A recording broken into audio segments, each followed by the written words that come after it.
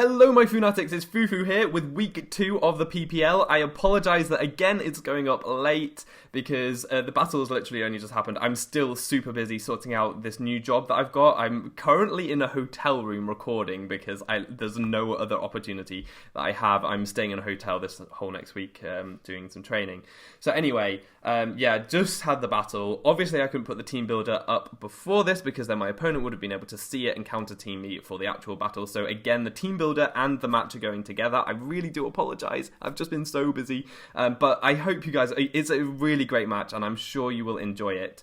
Again, if you are not interested in the team builder, I will put in the description a link to where you can skip to the battle, but there are some fire sets in here which you really should check out in my opinion. So if you're real, you will stay for this team builder bit before the battle to kind of get in my mind as to what the mons were there to do.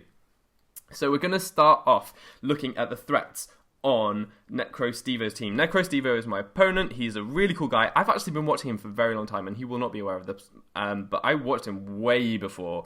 Back in Gen 5 days, he did a lot of NU stuff then and I watched him then. I've been a subscriber for a very long time. Longer than most of the people in the PPL, I would imagine.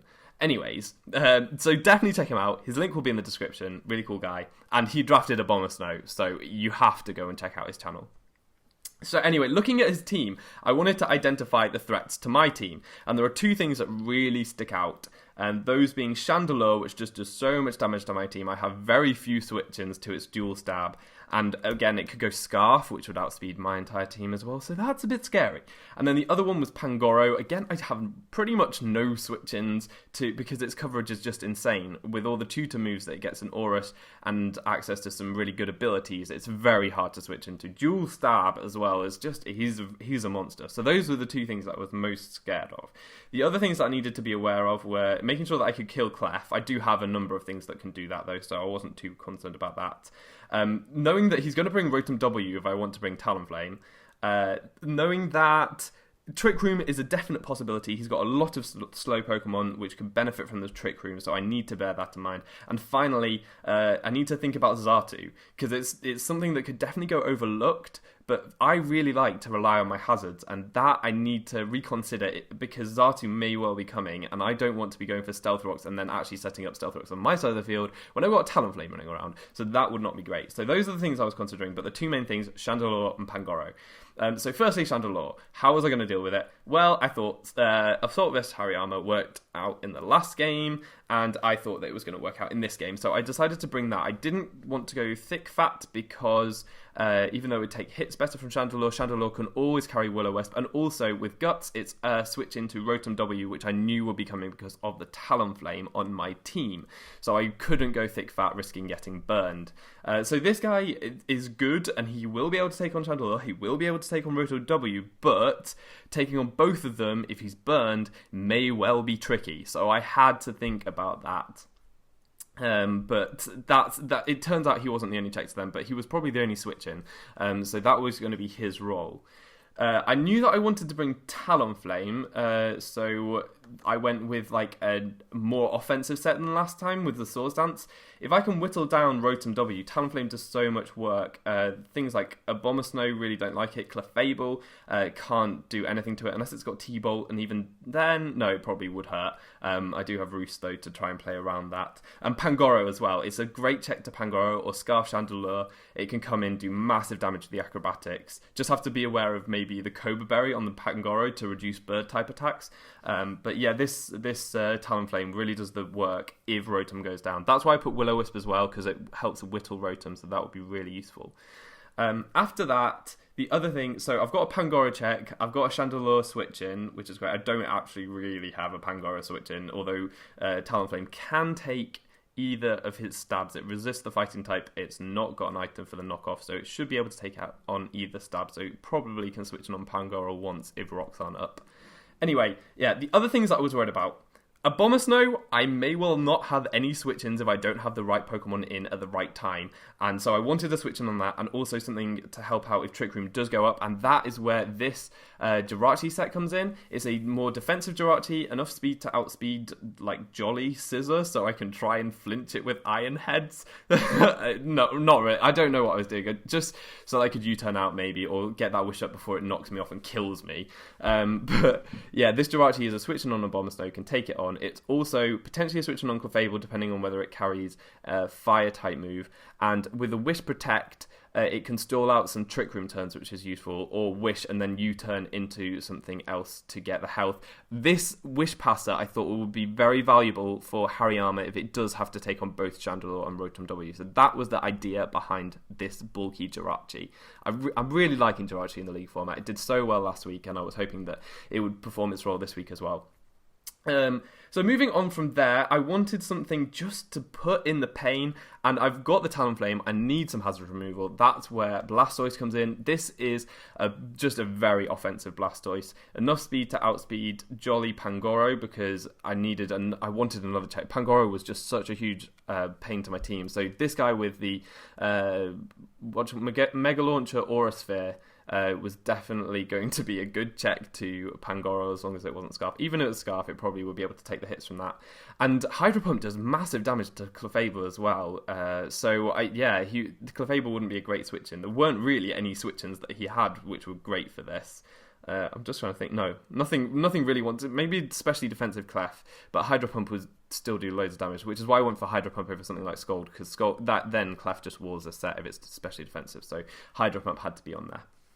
The next set, this was just a brainwave that I had. I was kind of building the team, and then I realised, wait a minute, this one Pokemon is probably going to be my win condition. This one Pokemon can put in so much work against Steve-O's team, and it's very unconventional. The thing that I'm proudest of on this team, which is a especially offensive Gourgeist-Small. It outspeeds Timid Chandelure, and it's modest with the Life Orb, so it's doing really, actually very good damage. It has a very good chance to OHKO offensive Chandelure. It does 70 to 80% to a defensive Rotom, not especially defensive, because it will be defensive for Talonflame, so which is massive damage. And then because it gets Fire Blast, it gets incredible special coverage, but with Fire Blast, it's a guaranteed OHKO on Abomasnow, and even Ockerberry Scizor, I think, which I can scout for with the Frisk.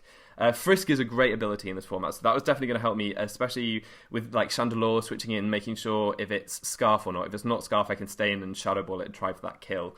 But yeah, it does so much damage. There's not very much that likes to switch in. Pangoro again was the thing that probably could take this on very well. And Clefable as well, yeah, Clefable would be able to take these hits. But I have two switch-ins on Clefable already with Talonflame and Jirachi. Oh yeah, I forgot to mention on Fat Sork, Hariyama, I've got Heavy Slam just for the Clefable. It does really big damage, so that's great. So yeah, this guy, I got the Shadow Sneak on there just for the Scarf Chandelure, so I was really hoping this would put in the work. I wasn't sure if it would, because it's very gimmicky, but I thought that it would be able to catch them off guard. So, and then the last Pokemon is my Nidoqueen. Sorry, I can't believe I just mispronounced that name. Anyways, this thing, again, another switch in on Clefable if it doesn't have Psychic. It will be able to take one Psychic anyway. But yeah, just in case it's got like Fire Blast and I don't want to switch in Jirachi, then this thing can probably switch in, do massive damage to the Sludge Wave. It's a modest, really powerful set. This team was a very powerful team. It was like there was only Jirachi that had a defensive nature. The rest were either modest or adamant, which is just stupid, but really cool. Very powerful team. I went with Ice Beam in the end for the last coverage slot, just for the Xatu doing a bit more damage, getting that OHKO, and also for Zygarde, because that could be a huge threat, really big threat to my team. And I didn't really have too much Mega Blastoise could take a hit and do huge damage to it, and I did have priority on Talonflame that would do some good damage, but I would probably be sacking a Mon, so it was maybe trying to catch up on a switch on the Predictor Sludge Wave or something with Ice Beam. And I've got Stealth Rock there because I really want Stealth Rock to whittle down on Chandelure a bit more and just Whittle in general. But that thing was a monster in terms of power, so the calcs were very impressive. Now, I've got an apology to make because the battle, unfortunately, was... we couldn't do it on Wi-Fi. As I say, I'm at a hotel, and this was the only time that me and Steve-O were free to do it, and as my 3DS didn't connect to the internet, so we had to do it on Showdown. So I'll take you to that game now, and I'll show you what happened. So here we are at the battle. Steve-O is obviously on my side, and I'm on the other side. But you can see his team there, and I was ecstatically happy to see that there was no Pangoro, which is absolutely fantastic. There was also no Clefable, and I had prepped quite heavily for Clefable, so not seeing that, I mean, it's good that there wasn't one, but equally I was ready for it and could have dealt with it relatively efficiently, so maybe it was not so good to see that. And then Zygarde was there, which I was a little bit spooked by because I felt like I potentially underprepared a little bit for that. It depends what set it is, but it could do some serious damage to my team, so I was a little bit spooked about that. But anyway, what I did like was that he brought 5 Mons that Gourgeist deals with very well, with no Pangoro and no Clefable to switch in on its special attacks, which is fantastic. If Zygarde is specially defensive, then that can switch in on the special attacks. But who switches in a Zygarde on a Pokemon that's normally run physically defensive with Will-O-Wisp? So I thought that I would probably be able to do something with the Gourgeist.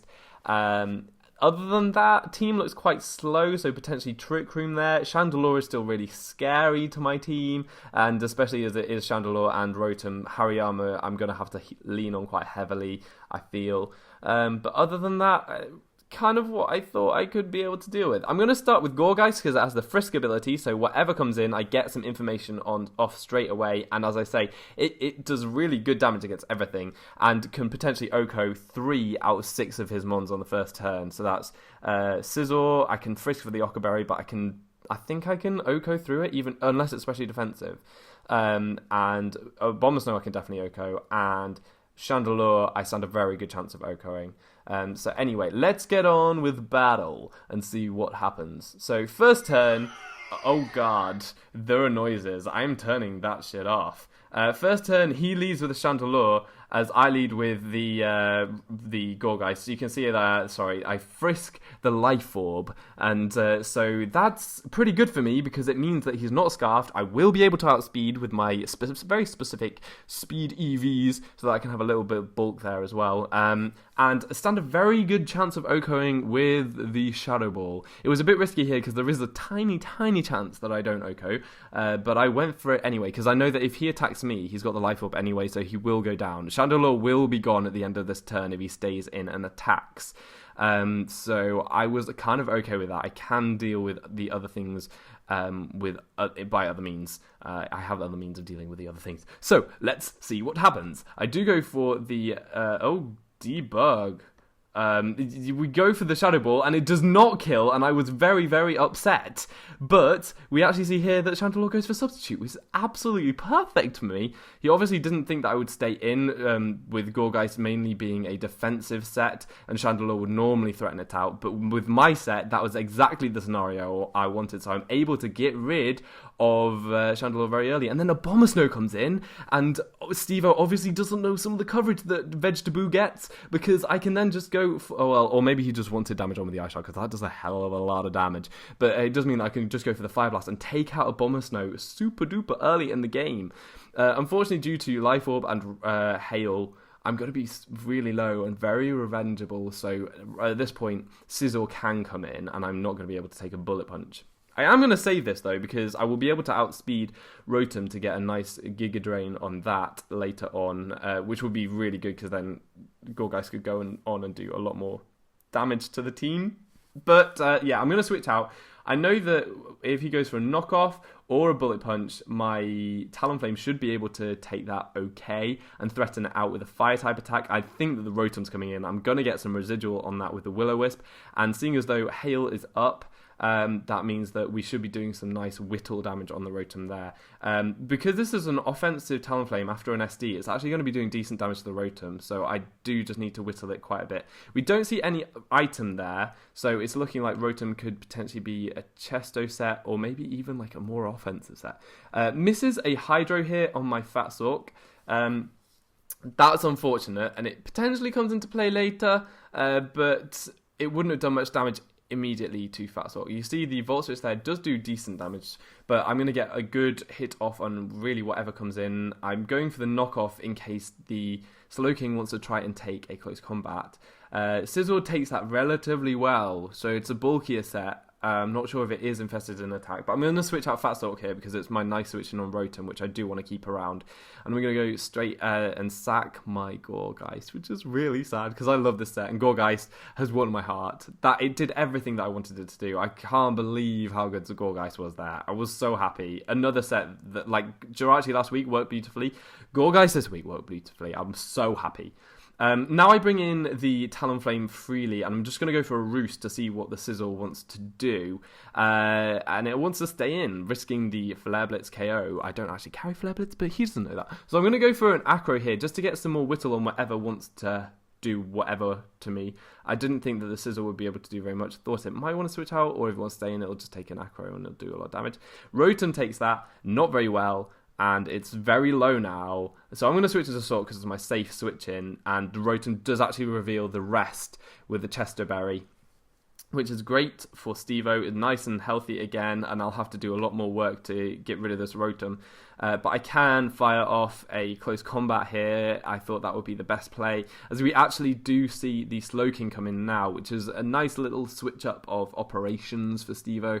I checked, and knockoff doesn't do enough from this stage of its defensive Slowking. I wasn't really sure with that damage, but because of the lefties, I'm pretty sure that I'm not going to be able to KO with the knockoff.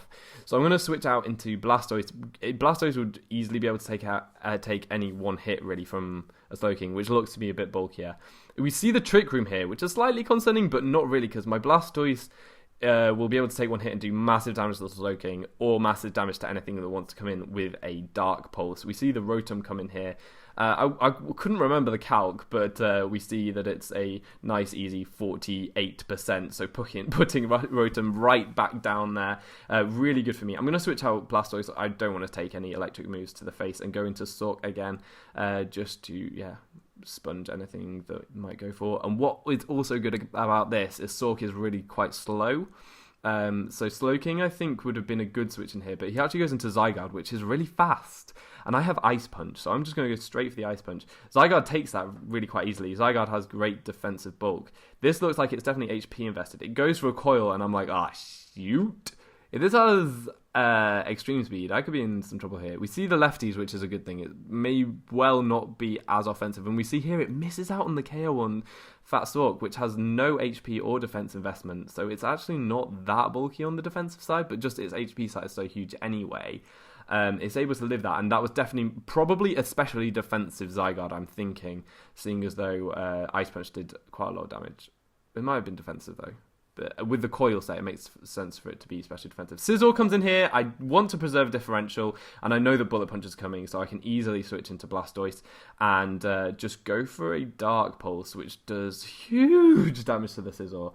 That's what I love about Mega Blastoise and why I think it's really good in the draft format. It's got so many stab options. Dark Pulse is effectively stabbed because of Mega Launcher, and it does massive damage to anything. So it's really hard to prepare for. You can't really get the right berry with Blastoise because you don't know which stab move it's going to hit you with, which is really cool. Now I make a really ballsy prediction, but I assume that Rotom's going to go for the Electric type move. I think I might be able to take a Hydro with Mercury anyway, but maybe not. And I switch it in, and then I can just follow it with a Sludge Wave, which KOs. That's the sheer force, modest, max special attack Nidoqueen. And it does so much damage. Very, very happy. So at this stage, it looks like I'm going to have let another thing go down, and I don't want to risk switching into Blastoise and taking a Burn, Scald, or something like that. So I'm going to just get damage on with Nidoqueen. The crit doesn't really end up mattering, as you'll see in a second. I would have been able to get 2 Sludge Waves off anyway, and the second Scald is able to take me out I didn't need my hazards at all this match, even though I could have set them up freely because there was no Xatu, but there weren't really any free switches into Nidoqueen anyway. But yeah, now I just bring in my Blastoise to finish things up, want to get some kills with that thing, put him on the roster for my team, and yeah, so he's able to take out the Slowking. So that's why the crit didn't really matter, because that would have done a lot more damage to Slowking. Yeah, it would have done a lot of damage. And then finally Sizzle comes in, and I can go for the Dark Pulse on that for a really nice 4-0 victory, and more than that, a victory because I used a special Gourgeist, and it really, really worked. I'm so made up about this. Gourgeist has been one of my favourite Pokemon since Gen 6 came out. Seriously. He was on my first Gen 6 team, loved him. And he was, back then I was using Small Gourgeist, I believe, a Scarf set. So, I can't believe it. The first show of this season of Gourgeist, and he just performs excellently. So yeah, I'm really happy with my weird custom sets working out so far. Jirachi and Gourgeist, a bit wacky, but they did exactly what they were meant to, and Gourgeist potentially could have done more if I'd saved him and brought him in on Rotom at the right time, but that didn't end up happening. So yeah, very, very happy with his performance. Really happy. 4-0 and a 5-0. I'm pretty sure that puts us at the highest differential in the whole league so far, which is a good thing. I've got a lot of really tough opponents coming up though, so that's definitely going to change soon. I really don't think that I'm going to be able to keep up this sweep for too much longer, but I thought I might as well have some fun while I was doing it and go for some of the weirder sets. I would have been happy, whatever happened, if Gourgeist got a kill. I would have just been made up, but he got 2 kills and I got a big victory, and everything pulled their weight again. Everything did its job, but I didn't predict the team as well this time. That was the one thing that threw me off a bit. I didn't predict the last time. I pretty much predicted exactly what would be brought. This time I really didn't. Pangoro and Clefable not being brought on, the 2 things I thought I'd have to prepare best for. But anyway, yeah, really happy. Hope you guys are enjoying Mewcastle United in the PPL. We're having a whale of a time, just, yeah, throwing wacky sets out there all over the place. So tune in next week to see what strange stuff I come up with. It'll probably be another, like, hotel room recording, so I do apologise about that. When I'm a bit more settled and I know what I'm doing, content will be more frequent and better produced, but until then, just enjoy what you can get, and yeah, I really hope to surprise you and enthrall you. But that's all for this week. I've been Fufu, you've been awesome, and hopefully see you next time. Goodbye.